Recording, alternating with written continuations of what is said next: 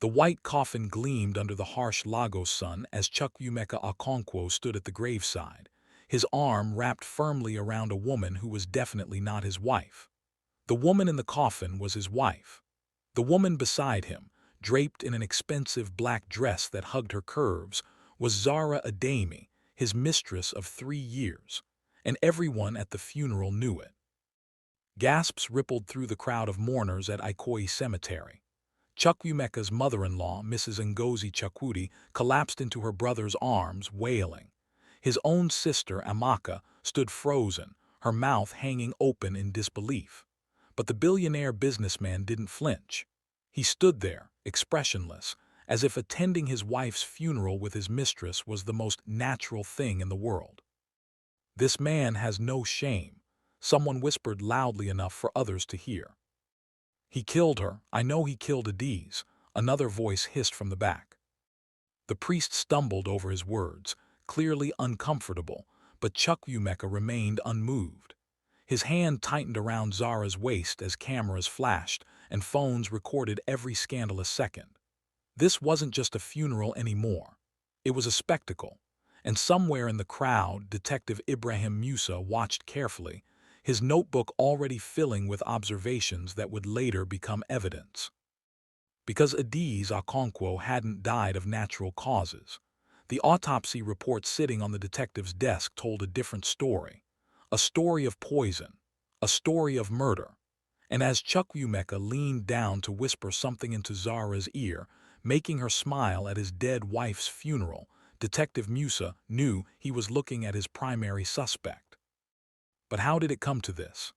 How does a man become so brazen, so cold, that he parades his mistress at his wife's funeral, while suspicion of murder hangs over his head like a dark cloud?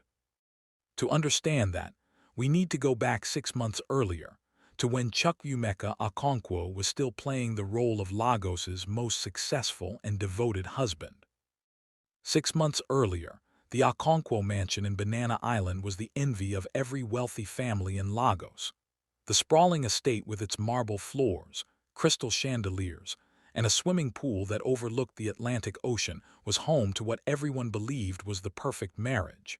Chukwuemeka, founder and CEO of Okonkwo Industries, a multi-billion naira conglomerate dealing in oil, real estate, and telecommunications, had built an empire from scratch. And by his side through it all had been Adiz, his wife of 15 years. They had met at the University of Lagos, both young and ambitious. Adiz was studying law while Chukwuemeka pursued business administration. She was beautiful, intelligent, and came from a respected family. He was driven, charismatic, and hungry for success. Their love story was the kind that people wrote about in newspapers and magazines. After graduation, while Chukwuemeka focused on building his business, Adiz became one of Lagos's most sought-after corporate lawyers. They supported each other, celebrated each other's victories, and presented a united front to the world. They had everything except one thing that Adiz desperately wanted: children. After 10 years of trying, countless fertility treatments, and 3 heartbreaking miscarriages, the doctors delivered the final blow. Adiz couldn't carry a pregnancy to term. The news devastated her, and slowly, almost imperceptibly, it began to change things between them. Chukwuemeka assured her that he didn't care, that she was enough for him. But Adiz saw the way his family looked at her at gatherings, heard the whispered comments from his relatives about the need for an heir. She felt the weight of her perceived failure every single day. That's when Zara Ademi entered their lives. Zara was 28 years old, 12 years younger than Adiz, and she joined Okonkwo Industries as Chukwuemeka's new personal assistant. She was stunning, with smooth dark skin, long braids, and a smile that could light up a room. More importantly, she was ambitious, cunning, and had absolutely no moral boundaries when it came to getting what she wanted. And what Zara wanted was Chukwuemeka Okonkwo, and everything that came with him. Before we continue with how this dangerous affair began, I want to ask you something. Where are you watching this from? Drop your city or country in the comments below. Are you in Lagos like our characters, or are you watching from across the world? Let me know because your location might just be featured in our next story. Now back to Zara and the beginning of the end. It started innocently enough, or at least that's what Chukwuemeka told himself later. Late nights at the office reviewing contracts, business trips to Abuja and Port Harcourt where Zara accompanied him to take notes and manage his schedule, lingering glances across the conference table, her hand brushing against his as she handed him documents. Adiz noticed the changes before the affair even began. Her husband started coming home later, smelling of expensive perfume that wasn't hers. He became distant, buried in his phone, smiling at messages he quickly hid when she entered the room. When she tried to talk to him about it, he dismissed her concerns. "You're being paranoid, Ada," he would say, using the nickname he'd called her since university. "I'm building an empire. That requires sacrifice and long hours. You of all people should understand that." But Adiz did understand. She understood more than he realized. As a corporate lawyer who had handled numerous divorce cases, she recognized the signs. So she hired a private investigator, a discreet man named Tund Bakir who specialized in matrimonial cases. 3 weeks later, Tund delivered a brown envelope to Adiz's law office in Victoria Island. Inside were photographs that confirmed her worst fears. Chukwuemeka and Zara at the Eco Hotel, entering a suite together. Chukwuemeka and Zara at a restaurant in Lekki, holding hands across the table. Chukwuemeka and Zara kissing in his car outside a luxury apartment complex in Ikoyi. The apartment, Tund informed her, was registered under one of Chukwuemeka's shell companies. He'd been paying the rent for 8 months. Zara lived there rent-free, along with receiving a salary triple what a personal assistant should earn, plus expensive gifts. A Mercedes-Benz GLE, designer clothes, jewelry that cost more than most Nigerians earned in a year. Adiz sat in her office that evening, the photographs spread across her mahogany desk, and made a decision. She wouldn't confront him immediately. She would be strategic, calculated. After all, she hadn't become one of Lagos's top lawyers by being emotional or impulsive. She would gather more evidence, document everything, and when the time was right, she would file for divorce and take half of everything he owned. Maybe more, given his infidelity and the prenuptial agreement he'd foolishly signed when they were young and in love, which heavily favored the faithful spouse. But Adiz made one critical mistake. She underestimated how far Chukwuemeka would go to protect his wealth and reputation. 2 months after receiving the photographs, Adiz attended a family gathering at her parents' home in Surulere. Her mother pulled her aside in the kitchen, concern etched on her face. "Ada, you look tired. Are you sleeping well?" Mrs. Ngozi asked, studying her daughter's face. "I'm fine, Mama. Just working hard on a big case," Adiz lied. "And Chukwuemeka, how is he?" Adiz forced a smile. "He's fine, busy with the business as always." Her mother didn't look convinced, but she didn't push further. If only Adiz had confided in her mother that day, perhaps things would have ended differently. Perhaps she would still be alive. That night, Adiz returned home to find Chukwuemeka in his study, a room she rarely entered. He was on the phone, speaking in low, urgent tones. When he saw her, he quickly ended the call. "Who was that?" Adiz asked casually. "Just business," he replied, his expression unreadable. She nodded and turned to leave, but something made her glance back. For just a moment, she saw something in her husband's eyes that she'd never seen before. Something cold, something dangerous. It sent a chill down her spine, but she pushed the feeling away. Later that week, Adiz scheduled a meeting with her lawyer colleague, Funmi Adelek, who specialized in high-net-worth divorces. They met at a quiet restaurant in Victoria Island, away from prying eyes. "I need to do this right," Adiz explained, sliding a folder across the table. "I want to make sure he doesn't hide assets or transfer money before I file. Can you help me?" Funmi reviewed the evidence and let out a low whistle. This is solid. With this prenup and these photographs, you're looking at a substantial settlement. But Ada, men like your husband don't give up their money easily. You need to be careful, very careful. I know, Adiz said. That's why I need your help to move quickly once I'm ready. What neither woman knew was that Chukwuemeka had become suspicious of his wife's activities. He'd noticed her secretive phone calls, her meetings with lawyers, the way she studied him when she thought he wasn't looking. So he'd done what any guilty man with resources would do. He'd hired his own investigator to follow her. When he learned that Adiz had evidence of his affair and was planning to divorce him, Chukwuemeka panicked. A divorce would be catastrophic. Under the prenuptial agreement, Adiz would be entitled to half his assets. The scandal would damage his business reputation and his standing in Lagos society. His political ambitions, which included a future run for governor of Lagos State, would be destroyed before they even began. He confided in Zara, who by now had become more than just his mistress. She had become his confidant, his partner in deception. They met at her Ikoyi apartment, and Chukwuemeka paced the living room like a caged animal. She's going to take everything, he said, running his hands through his hair. Everything I've worked for. Zara watched him from the leather sofa, her expression thoughtful. Not if she's not around to file for divorce, she said quietly. Chukwuemeka stopped packing and stared at her. What are you suggesting?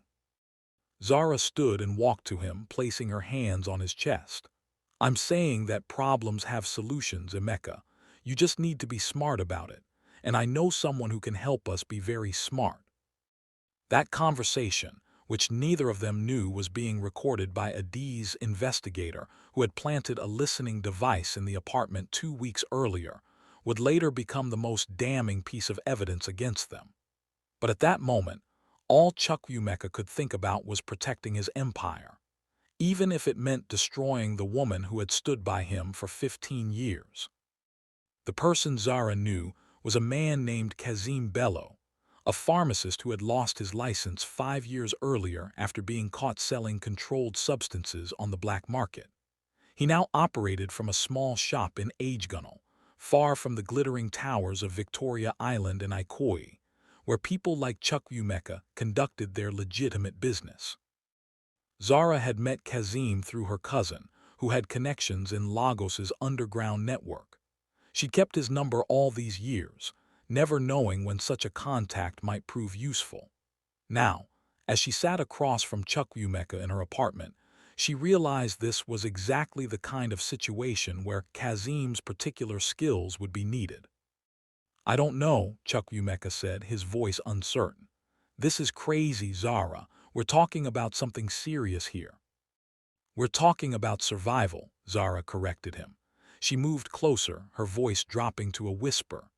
Do you want to lose everything? Do you want to go from being Chukwuemeka Okonkwo, billionaire CEO, to just another divorced man paying alimony and watching his ex-wife spend his money?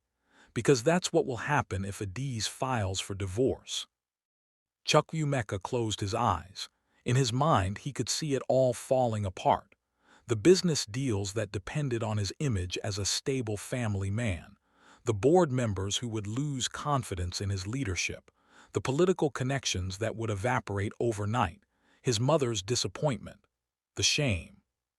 How would it even work? He asked finally. Zara smiled. She had him now. Kazim can provide something that looks like a heart attack or natural causes, something the doctors won't question too deeply, especially with the right pressure applied. You're a powerful man, Emeka. You know how to make people look the other way when necessary. And what about suspicion? What about investigations? That's why we have to be smart, Zara said. You can't change your behavior too dramatically. You still need to act like a concerned husband. And after it happens, you need to grieve appropriately. Wait a respectful amount of time before we go public with our relationship. But even as she said this, Zara had no intention of staying in the shadows. She'd spent 3 years as the secret woman, the hidden lover. Once Adiz was out of the picture, she planned to claim her place as Mrs. Okonkwo as quickly as possible. What she didn't tell Chukwuemeka was that she was already 3 months pregnant with his child. That detail, she decided, could wait until after Adiz was gone. 3 days later, Chukwuemeka met Kazim in a dimly lit bar in Surulere. The former pharmacist was a thin man in his 40s with nervous eyes that constantly scanned the room. They sat in a corner booth, speaking in low voices. "Zara explained what you need," Kazim said, not wasting time on pleasantries. "It will cost you 5 million naira, half now, half after." Chukwuemeka's jaw clenched. 5 million naira to end his wife's life. The amount seemed both too much and too little. "And it will look natural." "Completely. I'll provide you with something colorless, tasteless. Mix it in her food or drink over a period of days. Her symptoms will mimic a heart condition. By the time the doctors realize something is wrong, it will be too late. And even if they suspect poisoning, the substance I'm giving you breaks down quickly in the body. Very difficult to detect in an autopsy unless they know exactly what to look for." "What if they do know what to look for?" Kazim shrugged. "That's where your money and influence come in. Make sure they don't look too hard. Make sure the right people are in place to handle the investigation. You can do that, can't you?" Chukwuemeka nodded slowly. Yes, he could do that. He knew people in the police force, in the hospitals, in the coroner's office. People who owed him favors. People who wouldn't ask too many questions if he asked them to expedite or simplify an autopsy report. He transferred 2.5 million naira to Kazim's account that night and received a small vial of clear liquid in return. As he drove home to Banana Island, the vial hidden in his jacket pocket, Chukwuemeka felt like he was watching himself from outside his body. Was this really him? Was he really about to murder his wife? But then he thought about losing everything and his resolve hardened. He'd built his empire from nothing. He'd fought and scratched and clawed his way to the top of Lagos society. He wasn't about to let anyone, not even Adiz, take it away from him. What Chukwuemeka didn't know was that Adiz's investigator, Tund Bakir, had been following him. Tund had photographed the meeting with Kazim and had already begun researching who this mysterious man was. When he discovered Kazim's background as a disgraced pharmacist, alarm bells went off in his head. He immediately called Adiz. "Mrs. Okonkwo, I think you need to be very careful," Tund said when she answered. "Your husband met with someone concerning tonight, a former pharmacist who lost his license for illegal activities. I don't want to alarm you, but I think you might be in danger." Adiz laughed it off. "Tund, I appreciate your concern, but you're being dramatic. Chukwuemeka might be a cheat, but he's not a killer. He probably met with this man for some business reason. You know he has interests in the pharmaceutical sector. I really think you should consider staying somewhere else for a while," Tund insisted. "At least until you file for divorce and have legal protection in place." "I'll be fine," Adiz assured him. "I'm a lawyer, remember. I know how to protect myself. Besides, Chukwuemeka doesn't even know I'm aware of his affair yet. He has no reason to do anything drastic." But Adiz was wrong. Chukwuemeka knew everything, and he was already planning her death. That night when Chukwuemeka returned home, he found Adiz in the kitchen preparing dinner. She did this sometimes, even though they had a cook, claiming it helped her relax after long days at the office. "You're home early," she said, glancing up from the pot she was stirring. "Meetings ended sooner than expected," he replied, his hand unconsciously touching the pocket where the vial rested. "Good, I made your favorite, oaf ensala." He watched her move around the kitchen, so trusting, so unaware. For a moment, guilt flickered through him. This was Ada, the woman who had believed in him when he had nothing. The woman who had supported his dreams and celebrated his successes. The woman he had promised to love and cherish until death did them part. But then he remembered the prenuptial agreement and the photographs of him and Zara. He remembered everything he stood to lose. The guilt faded, replaced by cold determination. Not tonight, he decided. He needed to plan this carefully, make sure he had an alibi, make sure everything was in place, but soon, very soon. Before we continue with what happens next, I need you to do something for me. If you're finding this story as gripping as I think you are, hit that subscribe button right now. We bring you the most intense, shocking true crime stories from across Africa every week, and you don't want to miss what happens next in this case. Also, drop a comment and tell me, what would you do if you discovered your spouse was planning something terrible? Would you confront them or would you run? Let me know your thoughts. Now let's see how Chukwuemeka's deadly plan unfolds. The following week, Chukwuemeka began his murderous plan with the cold calculation of a businessman executing a hostile takeover. He started small, adding just a few drops of the poison to Adi's morning tea. She complained of mild headaches and fatigue, which she attributed to work stress. He played the concerned husband perfectly, suggesting she see a doctor, even offering to accompany her. "I'm fine, really," Adiz insisted, touching his cheek with affection that made his stomach turn with guilt. "It's just been a demanding few weeks at the firm. I'll rest this weekend." But Chukwuemeka didn't let her rest. He increased the dosage gradually, just as Kazim had instructed. Within days, Adiz's symptoms worsened. She developed nausea, dizziness, and chest pains. Her skin took on a grayish pallor that alarmed everyone who saw her. Her mother called constantly, worried. "Ada, you need to see a doctor immediately. This isn't normal." "I have an appointment scheduled for Monday," Adiz promised, her voice weak. But Monday never came for Adiz Okonkwo. On Sunday evening, Chukwuemeka prepared her favorite dessert, chocolate mousse, and mixed in a larger dose of the poison. This would be the final administration, Kazim had told him. After this, her body would shut down within hours.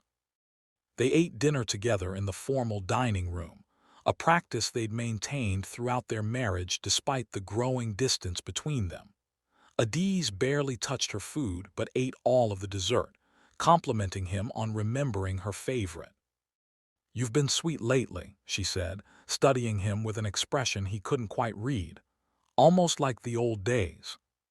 "I've been thinking about us," Chukwuemeka said, the lies flowing easily now. "About how I've been neglecting you. I want to do better, Ada. I want us to take a vacation, reconnect. Maybe go to Zanzibar like we always talked about." Adiz smiled sadly. That would be nice. What she didn't tell him was that she'd already made copies of all the evidence against him and given them to Funmi, her lawyer friend, with instructions to file for divorce if anything happened to her. She'd also written a letter detailing her suspicions about Chukwuemeka's meeting with Kazim and left it in her office safe. Tun's warnings had made her cautious, even if she didn't fully believe her husband capable of murder. 2 hours after dinner, Adiz collapsed in the master bedroom. Chukwuemeka was in his study when he heard the thud. He waited exactly 5 minutes before going to check on her, giving the poison more time to work. He needed her to be far enough gone that revival would be impossible. When he finally entered the bedroom, Adiz was on the floor, convulsing, foam forming at the corners of her mouth. Her eyes found his, and in them he saw recognition. She knew. Somehow she knew what he'd done. "Emeka," she gasped, reaching out a trembling hand toward him. "Why?" For a moment he almost called for help. Almost.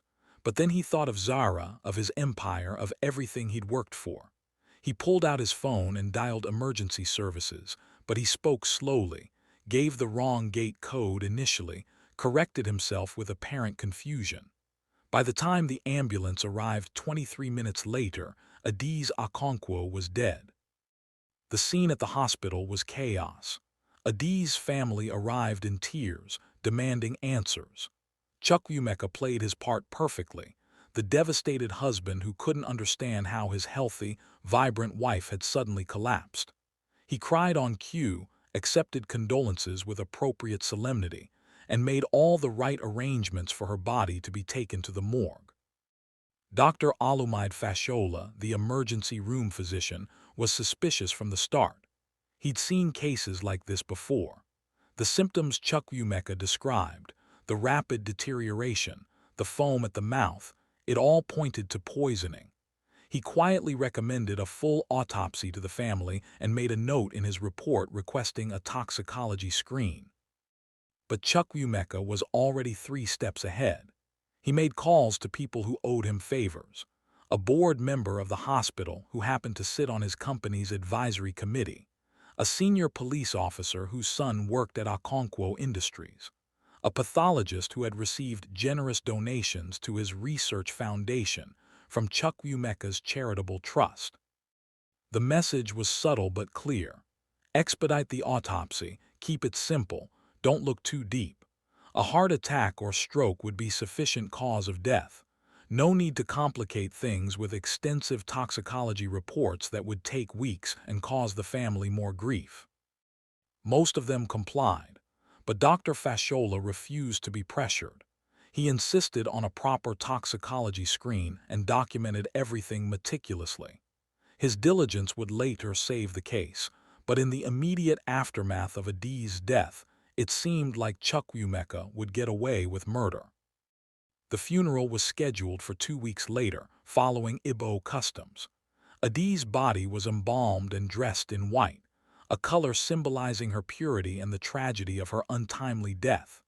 The funeral would be held at the prestigious Ikoyi Cemetery, attended by Lagos's elite, business moguls, politicians, lawyers, and society figures.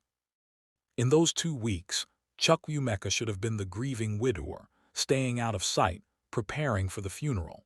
Instead, he made a catastrophic error in judgment. Emboldened by what he believed was his successful crime, and pushed by Zara's insistence that they no longer needed to hide, he began appearing with her in public. First, it was a business dinner where Zara accompanied him as his assistant. Then, it was a charity gala where they arrived together. Photographs appeared on social media and in gossip blogs. Lagos society began to whisper. People who had attended Adi's wake saw Chukwuemeka with Zara just days later and were horrified. Adi's mother, Ngozi, was beside herself with grief and rage. "That woman," she spat to her relatives, "that woman was in my daughter's house while Ada was alive. And now, before my daughter is even in the ground, she's parading around with my son-in-law like nothing happened." Adi's younger brother, Chidi, wanted to confront Chukwuemeka immediately, but the family elders counseled patience. "Let us bury Adi's first," they said. "Then we will deal with this shameless man." Detective Ibrahim Musa had been assigned to the case after Dr. Fashola reported his suspicions to the police. Musa was a thorough investigator with 20 years of experience in the Lagos State Police Force. He'd seen every kind of crime imaginable, but something about this case bothered him from the start. He interviewed the hospital staff, reviewed Adi's medical records, and spoke to her colleagues at the law firm. That's when he learned about the divorce plans and the evidence Adi's had been collecting. He tracked down Tund Bakir, the private investigator, who shared everything, including the photographs of Chukwuemeka's meeting with Kazim. "She told me she'd be fine," Tund said, guilt-heavy in his voice. "I warned her, but she didn't think he'd actually hurt her. Now she's dead and I could have prevented it." "You couldn't have known," Musa assured him. "But you can help me now. I need everything you have on Chukwuemeka and this Kazim character." Armed with this information, Musa began building his case. He obtained warrants to search Kazim's shop and found records of the transaction with Chukwuemeka. He interviewed Kazim, who initially denied everything but eventually broke down under questioning and confessed to providing the poison. The toxicology report came back 3 days before the funeral. It confirmed the presence of a rare compound in Adi's system, exactly the type of poison Kazim had admitted to selling. Musa had his evidence. Now he just needed to make the arrest. But Musa was a smart detective. He knew that arresting a man like Chukwuemeka required perfect timing and undeniable proof. Rush it, and expensive lawyers would find loopholes. Wait too long and the suspect might flee the country. He decided to wait until after the funeral, let Chukwuemeka think he was safe, and then strike when his guard was down. What Musa didn't anticipate was what Chukwuemeka would do at the funeral itself. The morning of the funeral arrived with gray skies that matched the somber mood. Ikoyi Cemetery filled with hundreds of mourners dressed in black, coming to pay their final respects to Adiz Okonkwo. The white coffin, adorned with roses and lilies, sat beneath a canopy as the priest prepared to conduct the service. Chukwuemeka's family arrived first. His mother, a dignified woman in her 70s, looked frail and confused. His sister Amaka kept glancing at him with an expression he couldn't quite read. Was it suspicion? Disappointment? He pushed the thought away and focused on maintaining his grieving husband facade. Then Adiz's family arrived, led by her mother Ngozi, who could barely walk, supported by her sons on either side. The moment she saw Chukwuemeka, her knees buckled, and she let out a wail that pierced the air. "My daughter, my precious Ada, gone too soon." The crowd murmured sympathetically. Chukwuemeka stepped forward to embrace his mother-in-law, but she recoiled from him as if he were diseased. "Don't touch me," she hissed, loud enough for those nearby to hear. "I know what you are." Chukwuemeka's jaw tightened, but he said nothing. Let her grieve, he told himself. Let her rage. Soon enough, this would all be over and he could move on with his life. The service began with hymns and prayers. Colleagues from Adiz's law firm gave tributes, speaking of her brilliance, her dedication to justice, her kindness to junior associates. Friends shared stories that made people laugh through their tears. Throughout it all, Chukwuemeka sat in the front row, his face carefully arranged in an expression of sorrow. Detective Musa stood at the back, watching everything, his trained eye noting details. Chukwuemeka checked his phone twice during the service. His attention wandered during the tributes, and most tellingly, his eyes kept drifting to the cemetery entrance, as if he were waiting for someone. Then, just as the priest was preparing for the final prayers before burial, a black Range Rover pulled up to the cemetery gates. The crowd's attention shifted as the door opened and Zara Ademi stepped out, wearing a designer black dress, oversized sunglasses, and heels so high they seemed inappropriate for a cemetery's gravel paths. A collective gasp went through the mourners. Several people pulled out their phones and began recording. This was no longer just a funeral. It was about to become the scandal of the year in Lagos society. Zara walked straight to the front row and sat down next to Chukwuemeka, who made no move to stop her. In fact, he shifted to make room for her, and as she settled in, he placed his hand on her knee in a gesture of casual intimacy that made several people gasp audibly. "Jesus Christ," someone muttered behind Detective Musa. Adiz's brother Chidi shot to his feet. "What is this?" he shouted, pointing at Zara. "What is this woman doing here? This is my sister's funeral." The priest froze, unsure how to handle the disruption. Chukwuemeka slowly stood, his voice calm but cold. "Zara has every right to be here. She worked for me. She knew Adiz. She's here to pay her respects." "Respects?" Ngozi shrieked, finally finding her voice. "This is the woman you were sleeping with while my daughter was alive. This is the woman you paraded around Lagos with before Ada was even cold in her grave. And you bring her here, to her funeral."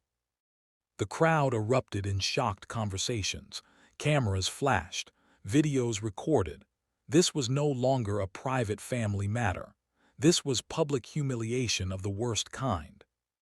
Amaka grabbed her brother's arm. "Emeka, what are you doing? Have you lost your mind?" But Chukwuemeka shook her off.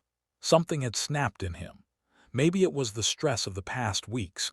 Maybe it was arrogance. Or maybe it was the belief that he'd gotten away with murder and could now do whatever he pleased. "I'm tired of hiding," he announced to the crowd. "Yes, Zara and I are together. Yes, we were together before Adiz died. And yes, we will continue to be together. Adiz is gone and I have the right to move on with my life." The cemetery descended into chaos. Adi's brothers moved toward Chukwuemeka, murder in their eyes, but the security guards intervened. Women wailed. Men shouted. The priest tried desperately to restore order, but it was useless. Detective Musa pulled out his phone and made a call. "We're moving in now," he said quietly. "I have enough. Get the team ready." Zara, realizing the situation was spiraling out of control, tried to pull Chukwuemeka away. "Baby, maybe we should go," she whispered urgently. But Chukwuemeka was beyond reason now. He walked to the coffin and placed his hand on it, addressing the crowd with a politician's confidence. "Adiz was my wife and I loved her," he said, his voice carrying over the angry murmurs. "But she's gone now. Life goes on. I'm sorry if my relationship with Zara offends some of you, but I will not apologize for choosing happiness." That's when Ngozi collapsed completely and the cemetery erupted into complete pandemonium. Adi's brothers broke through the security and rushed at Chukwuemeka. Punches were thrown. Women screamed. The coffin nearly tipped over in the chaos. Through it all, Detective Musa watched and documented everything. This public display of callousness, this complete lack of remorse, would play perfectly in court. Chukwuemeka Okonkwo wasn't just a murderer. He was an arrogant murderer who thought his wealth and power made him untouchable. The detective was about to prove him wrong. As security finally managed to separate the fighting men and restore some semblance of order, as the priest hurriedly concluded the service and Adi's coffin was lowered into the ground with far less dignity than she deserved, Detective Musa moved through the crowd toward Chukwuemeka. The billionaire was straightening his clothes, Zara clinging to his arm, when Musa appeared in front of him with two uniformed officers. "Chukwuemeka Okonkwo," Musa said formally, his voice cutting through the remaining noise. The crowd fell silent, sensing something significant was about to happen. "I am Detective Ibrahim Musa of the Lagos State Police Force. You are under arrest for the murder of Adiz Chukwuemeka Okonkwo. Before we continue with this dramatic arrest, I want you to do something. If this story is keeping you on the edge of your seat, smash that like button right now and share this video with your friends. Stories like this need to be heard, and your support helps us bring more content like this to you. Also, I have a question for you. Do you think wealth and power should protect someone from facing justice for their crimes? Let me know your honest opinion in the comments below. Now, let's see what happens when Chukwuemeka Okonkwo finally faces the consequences of his actions. The handcuffs clicked around Chukwuemeka's wrists with a sound that echoed through the suddenly silent cemetery. For the first time since Adi's death, genuine fear flickered across his face. Zara stumbled backward, her hand flying to her mouth. "This is a mistake," Chukwuemeka said, his voice tight. "Detective, do you know who I am? Do you understand the legal trouble you're bringing on yourself by arresting me without proper evidence?" Musa's expression didn't change. "I have a toxicology report confirming poison in your wife's system, a witness who sold you that poison, financial records of your payment to him, and surveillance footage of your meeting. I'd say I have plenty of evidence, Mr. Okonkwo." The color drained from Chukwuemeka's face. Kazim had talked. The one variable he hadn't properly controlled had betrayed him. "I want my lawyer," Chukwuemeka said. "I'm not saying another word without my lawyer present." "That's your right," Musa agreed, nodding to the officers who began leading Chukwuemeka away. Adi's family watched in stunned silence that quickly transformed into something else. Ngozi, who moments before had seemed ready to collapse from grief, suddenly stood straighter. Her tears stopped. A grim satisfaction replaced the anguish on her face. "Justice," she whispered, then louder, "justice for my Ada." The crowd erupted in confused conversations. Some pulled out phones to call contacts in the media. Others recorded videos of Chukwuemeka being led away in handcuffs. Within minutes, the story would be all over social media. Billionaire CEO arrested at wife's funeral for her murder. Zara stood frozen, watching the police car drive away with Chukwuemeka inside. Amaka approached her, fury radiating from every pore. "Are you satisfied?" Amaka demanded. "Are you happy now? You destroyed my brother. You turned him into a murderer." "I didn't do anything," Zara protested, backing away. "This is a mistake. Emeka would never." "Don't lie to me," Amaka cut her off. "I know women like you. You see a successful man and you don't care who you destroy to get what you want. My brother was faithful to Adiz for 12 years before you came along with your short skirts and your ambition. You poisoned his mind, and then you helped him poison his wife." "That's not true," Zara's voice rose in panic. "I loved him, I love him." "You love his money," Amaka corrected coldly. "And now you'll have neither him nor his money, because when this goes to trial, the world will know exactly what you are."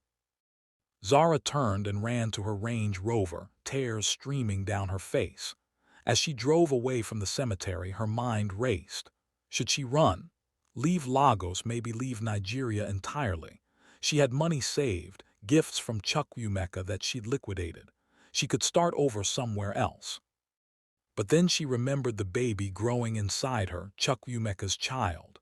That baby was her insurance policy, her claim to the Okonkwo fortune, her leverage. She couldn't run. Not yet. At the police station, Chukwuemeka sat in an interrogation room, his expensive suit now rumpled, his confident demeanor cracking.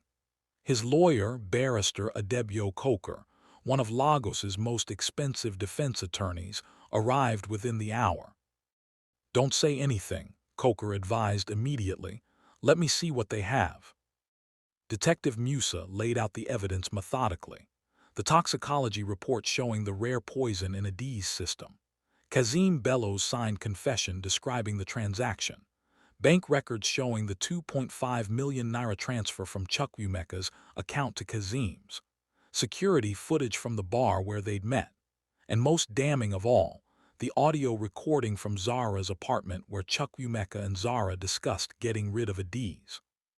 "That recording was obtained illegally," Coker protested. "Private investigator planted a bug without consent. It's inadmissible." "Perhaps," Musa conceded. "But I don't need it. The physical evidence alone is overwhelming. The recording just confirms motive and premeditation."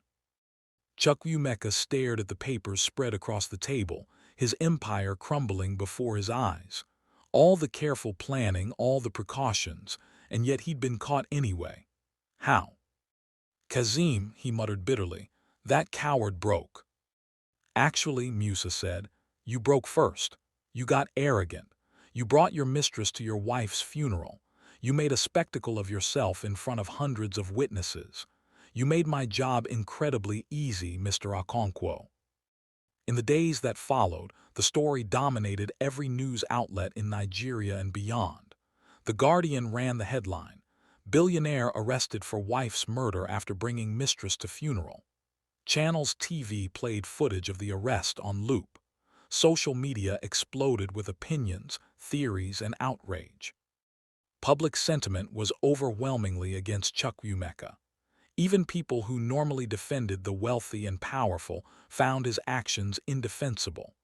The audacity of bringing Zara to the funeral, the callousness of his behavior, the cold-blooded nature of the murder, it was too much. Okonkwo Industries' stock plummeted. The board of directors held an emergency meeting and voted unanimously to suspend Chukwuemeka as CEO pending the outcome of the trial. Business partners distanced themselves. Political allies suddenly couldn't remember ever being close to him. Zara found herself equally vilified. Her face was plastered across tabloids with headlines like "The Mistress Who Destroyed a Marriage" and "Homewrecker Complicit in Murder." She lost her job, her friends abandoned her, and her family in Ibadan refused to take her calls. Desperate and alone, she made a decision that would change everything again. She went to Detective Musa's office and offered to cooperate. "I'll testify against him," she said, her eyes red from crying. "I'll tell you everything, but I need immunity. I'm pregnant with his child and I can't go to prison." Musa studied her carefully. "Tell me about the conversation you had about getting rid of Adiz." Zara took a deep breath and began talking. She told him about suggesting they solve the problem of Adiz. She admitted to connecting Chukwuemeka with Kazim. She described how Chukwuemeka had planned the poisoning, how he'd calculated the doses, how he'd manipulated people at the hospital to expedite the autopsy. "But I didn't know he'd actually do it," she insisted. "I thought we were just talking. When he actually went through with it, I was shocked." Musa didn't believe her for a second, but her testimony would be valuable. With Zara cooperating, Kazim's confession, and the physical evidence, the prosecution would have an airtight case. The trial was set for 3 months later. In that time, more details emerged. Adiz's lawyer friend, Funmi, came forward with the letter Adiz had written before her death, expressing her fears about Chukwuemeka's meeting with Kazim. Tund Bakir provided all his surveillance evidence. Dr. Fashola testified about his suspicions from the night Adiz died and how he'd resisted pressure to simplify the autopsy. Lagos society watched with morbid fascination as one of their own fell from grace. The man who had once been invited to every important event, whose opinion was sought on business matters, who had dined with governors and senators, was now sitting in a cell awaiting trial for murder. Chukwuemeka's family was torn apart. His mother suffered a stroke from the stress and was hospitalized. Amaka refused to visit him in jail, too ashamed and angry. His extended family members who had once benefited from his generosity now pretended they barely knew him. In his cell, Chukwuemeka had time to reflect on the choices that had led him here. He'd had everything: a successful business, a devoted wife, respect, wealth, influence. And he'd thrown it all away because he couldn't bear to share his fortune in a divorce. If he'd just let Adiz go, given her the settlement she deserved, he'd still be free. He'd still have his company, his reputation. Yes, it would have been expensive, but not as expensive as this. Not as costly as losing everything, including his freedom and his soul. But it was too late for regrets now. The trial was about to begin, and the evidence against him was damning. His expensive lawyers could delay, they could argue technicalities, but they couldn't change the fundamental truth. Chukwuemeka Okonkwo had murdered his wife, and now he would pay the price. The question wasn't if he'd be convicted. The question was what would happen to everyone else caught in the web of his crime. What would become of Zara and her unborn child? What would happen to the Okonkwo empire?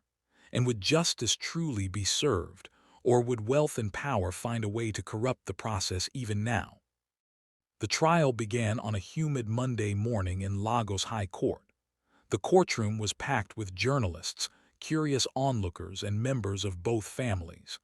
Chukwuemeka sat at the defense table in a simple black suit, a far cry from the designer clothes he used to wear. He looked thinner, older, the weight of his crime etched into every line of his face. Justice Abiola Ogunalai, a no-nonsense judge with a reputation for being immune to bribery or influence, presided over the case. The prosecution was led by Mrs. Chinlo Okafor, a senior state counsel known for her meticulous preparation and passionate closing arguments. "Your Honor," Mrs. Okafor began her opening statement, "the evidence will show that the defendant, Chukwuemeka Okonkwo, deliberately and with premeditation murdered his wife, Adiz Okonkwo, to avoid losing his wealth in a divorce. He purchased poison from a known criminal, administered it to his wife over several days, and then manipulated the investigation to cover his tracks. This is not a crime of passion. This is calculated, cold-blooded murder." The trial lasted 6 weeks. The prosecution called witness after witness, each one adding another nail to Chukwuemeka's coffin. Kazim Bello testified about selling the poison, describing the transaction in detail. Dr. Fashola explained the toxicology findings and how the poison had systematically shut down Adiz's organs. Tund Bakir presented his surveillance evidence, including the photographs of Chukwuemeka meeting with Kazim. Then came Zara's testimony, the moment everyone had been waiting for. She entered the courtroom wearing a modest dress, her pregnancy now visible at 6 months. The spectators murmured as she took the stand, placing her hand on the Bible to swear to tell the truth. Under Mrs. Okonkwo's questioning, Zara described her relationship with Chukwuemeka in detail. She admitted to the affair, to living in the apartment he paid for, to accepting expensive gifts. Then she described the conversation where they discussed solving the problem of Adiz. He was panicking, Zara testified, her voice trembling. He said Adiz was going to take everything from him. He said he couldn't let that happen. I suggested that if she wasn't around, there wouldn't be a divorce. And what was his response? Mrs. Okonkwo asked. He asked how it would work. So I told him about Kazim, someone who could help make it look natural. I didn't think he'd actually do it, Zara added quickly, tears streaming down her face. I swear I thought we were just talking. When I found out she was dead, I was horrified. Chukwuemeka's lawyer, Barrister Coker, attacked Zara's credibility during cross-examination. He pointed out that she'd received immunity in exchange for her testimony, that she stood to gain from painting Chukwuemeka as the sole villain, that her tears were convenient but not credible. Isn't it true, Miss Ademi, that you're the one who orchestrated this entire scheme? Coker demanded. That you seduced my client, convinced him his wife was a threat, and then arranged for the murder, all so you could become the next Mrs. Okonkwo and gain access to his fortune. No, Zara protested, it wasn't like that. But you did suggest getting rid of Adiz, didn't you? Those were your words, not my client's. Yes, but... And you did connect him with Kazim Bello. Yes, but Emeka made the choice to actually do it. The trial became a media circus, with commentators debating who was more culpable, Chukwuemeka or Zara. But ultimately, the physical evidence was what mattered. The poison in Adiz's body, the money trail, the meeting with Kazim. No amount of legal maneuvering could explain away those facts. The defense tried to argue that Kazim had acted alone, perhaps hired by someone else who wanted to frame Chukwuemeka. They suggested Adiz might have had other enemies from her legal work. They even implied, desperately, that perhaps Adiz had taken the poison herself, though they couldn't explain why she would do so. None of it worked. The evidence was too strong, the timeline too clear, the motive too obvious. During the trial, more revelations emerged about Chukwuemeka's character. Former employees testified about his ruthless business practices, his willingness to destroy anyone who opposed him.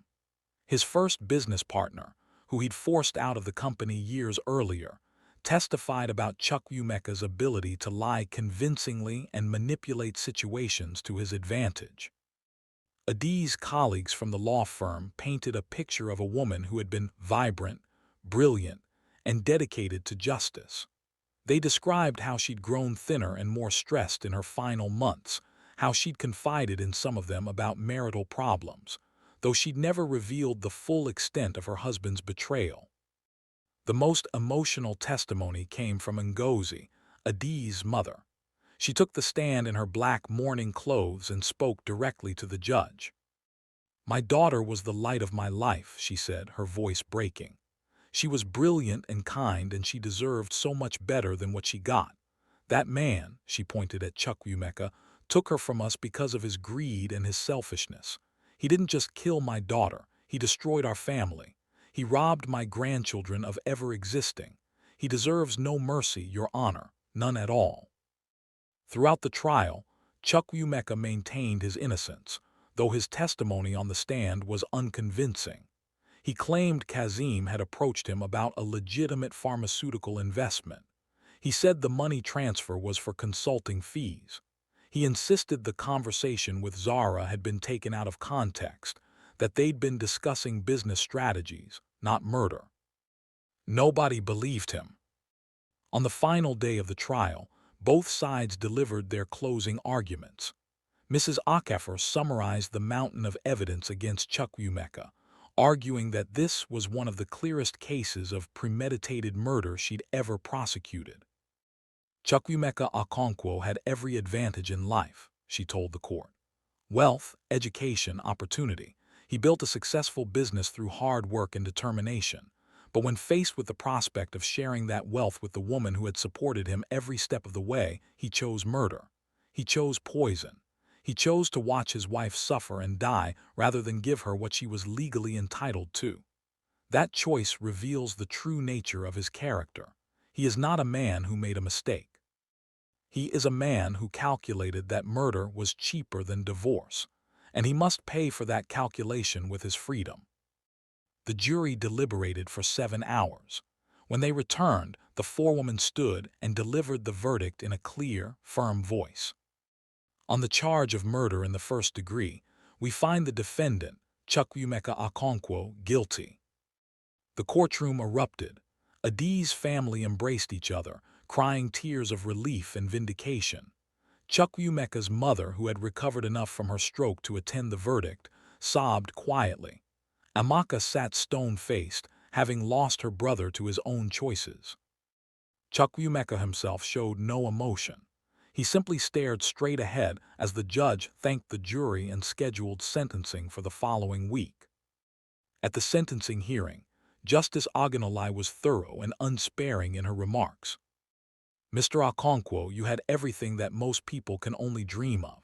You had wealth, success, and a wife who loved you and supported your ambitions.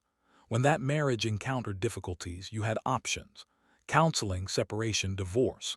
Instead, you chose murder. You purchased poison, you administered it to your wife, and you watched her die. Then, in an act of astounding callousness, you brought your mistress to her funeral.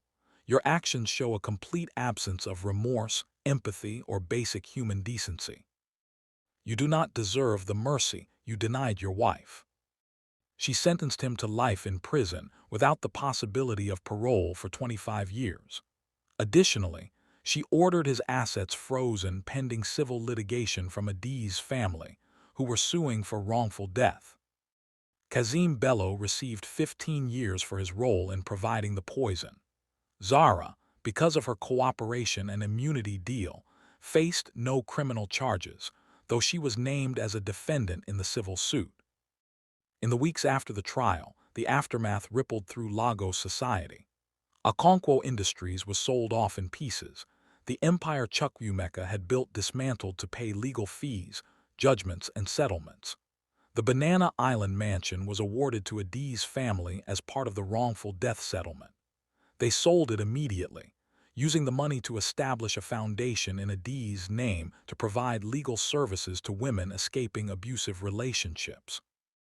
Zara gave birth to a son 3 months after the trial ended.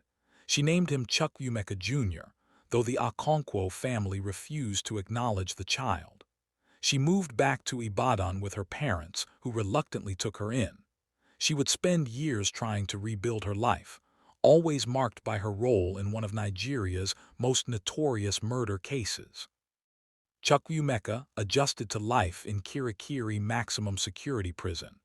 The man who had once commanded boardrooms and influenced politicians now shared a cell with common criminals.